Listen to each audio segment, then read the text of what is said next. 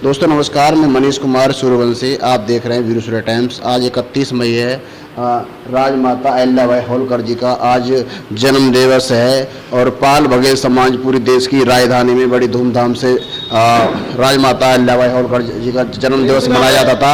लेकिन इस कोरोना संकट जैसी महामारी में बघेल पाल समाज ने अपने अपने घरों में राजमाता का जन्मदिन मनाने का निश्चय किया है। आज हम आए हैं अशोक बघेल जी के निवास स्थान पर। उन्होंने अहिल्याबाई होलकर जी का जन्मदिन मना रहे हैं। हर साल की भांति अब की बार भी हमने ये माता अहिल्याबाई होलकर जी का जन्मदिन समारोह रखा है, लेकिन पहले में हमें बहुत अंतर है।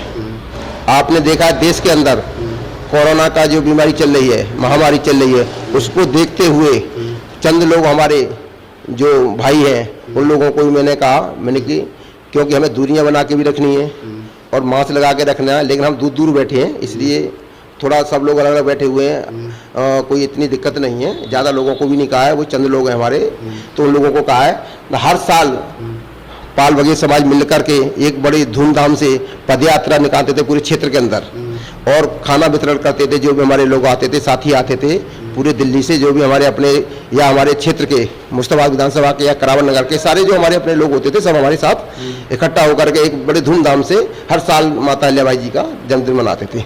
लेकिन आज जब आपको पता देश के अंदर महामारी चल रही है, कोरोना की बीमारी चल रही है, इसलिए हमने निर्णय किया, हमारे लोगों ने हमें कहा अशोक बघेल जी आप एक काम करिए कि कुछ लोगों को बुला करके अपने घर पर ही मना लीजिए।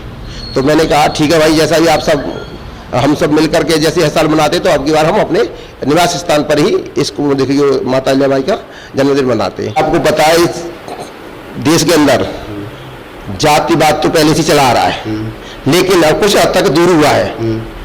बहुत अधिकांश लोग माता अहिल्याबाई होलकर का जन्मदिन मनाते हैं पूरे देश के अंदर। आपने देखा महाराष्ट्र के अंदर बहुत तगड़ा मनाते हैं, और जो हमारी माता अहिल्याबाई इंदौर थे वहाँ तो इनकी दूध से नवाते हैं बहुत बढ़ चढ़ करके।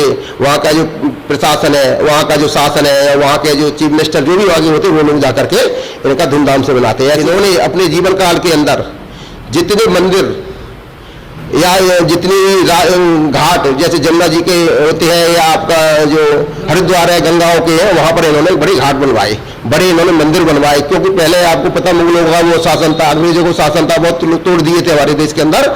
अगर कोई महिला है, कोई अगर जो है वो हमारी माता अहिल्याबाई है, इन्होंने आकर के देश के अंदर, भारत के अंदर जितने भी मंदिर या जो बनवाए हैं आपके धर्मस्थल, तो इनकी तो अगर हम जितनी भी वो करें वाहवाही, अगर इनकी जितनी भी गुणगान करें तो बहुत कम है, ना के बराबर है। आपको पता है इनकी प्रतिमा, इनकी मूर्ति राष्ट्रपति भवन के अंदर भी लगी हुई है। क्यों लगी हुई है?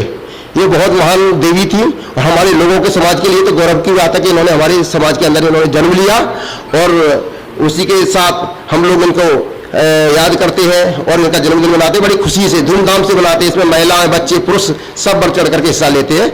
देखिए महिलाओं को बहुत अधिकांश महिलाओं को पता नहीं है, लेकिन हम लोग बताने की कोशिश कर रहे हैं। कुछ इनकी किताबों के जरिए से महिला पढ़ रही है जो माता अहिल्याबाई ने हमारे लिए किए।